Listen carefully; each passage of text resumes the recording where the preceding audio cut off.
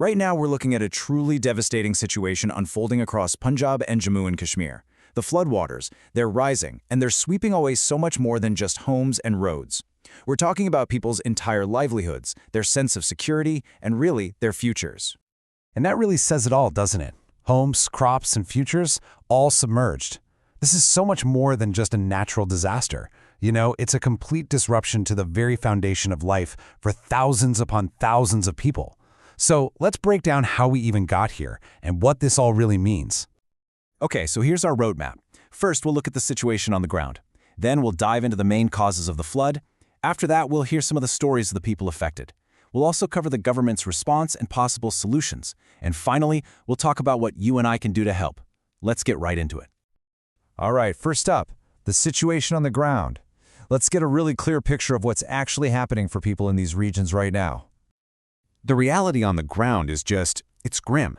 You've got entire villages and fields in Punjab still completely underwater. Homes, crops, vital roads, all just gone, swallowed by overflowing rivers. And on top of that, there's this major concern about the continuous rainfall in Jammu and Kashmir. But look at that last point, because this is so important. This whole situation is really shining a harsh light on some serious weaknesses in our disaster management systems. It's like a massive stress test, and frankly, we're seeing where the cracks are. So that leads to the big question, right? To stop this from happening over and over, we've got to understand why it happened this time. What are the main causes? Let's take a look. And as you can see, it's not just one single thing. It's more like a devastating chain reaction. First, you have climate change, which is leading to this record-breaking, almost storm-like rainfall. That intense rain puts incredible pressure on the dams, which can lead to unplanned water releases that just make a bad situation 1,000 times worse. And then where does all that water go? Well, it has nowhere to go because the river paths are blocked up by pollution and all sorts of unplanned construction. It is literally a perfect storm of causes. Okay, we've talked about the data and the causes, but behind all of that analysis, there is a massive human cost. So let's shift our focus now to the personal stories, the stories of struggle, but also of incredible resilience that are coming out of this crisis. Yeah, this really hits home. It's so important to remember this. We can get lost in the numbers, the water levels, the rainfall stats, but at its very core, a flood is a deeply human story. It's about emotion, it's about loss, and it's about an unbelievable fight just to survive. And this quote from a local farmer? Wow, it's just heartbreaking. It perfectly captures the impossible choices people are being forced to make. Can you just imagine that for a second? Losing your entire crop, your whole year's income, everything you've worked for. But feeling grateful, feeling relief just because your family is safe, that is the reality for so many people right now. And it doesn't stop there.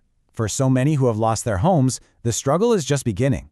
They've been forced into refugee camps, having to leave literally everything behind.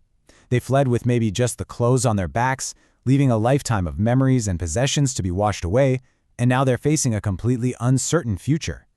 So, when you see this level of devastation, the obvious question is, what's being done? What's the government's role? And what are the solutions? Not just for now, but to stop this from happening again. You can really see the response breaks down into two parts here. On one hand, you had the immediate relief, things like setting up relief camps, getting food packets out, and conducting rescue operations. And that stuff is absolutely vital. It's about saving lives right now. But on the other hand, for any real, lasting change, we have to look at the long-term solutions. We're talking about better early warning systems, smarter policies for managing our dams and rivers, and actually training communities so they're better prepared for the future. And this isn't just a problem for the government or big aid agencies to solve. That brings us to our final and maybe the most important question of all. What can we do? What can you and I actually do to help? And the good news is, there are some really concrete ways to make a difference. First, you can donate to trusted NGOs, the ones you know are verified and actually working on the ground. Second, if you're able, you can help send essential relief materials. Now, number 3 is so critical today. Share correct information on social media. In a crisis, misinformation can be really dangerous, so please check your sources. And finally, let's bring it all the way back to one of the root causes we talked about. We all have a role to play and a responsibility when it comes to climate change. And that really brings us to the final big picture question. Because the immediate work is far from over, but we also have to think ahead. This question is something we all need to sit with. It isn't just about how we respond to this one flood, it's about fundamentally rethinking our entire approach to development, to disaster management, and to our environment. So I'll leave you with this. As a society, what more can we do better?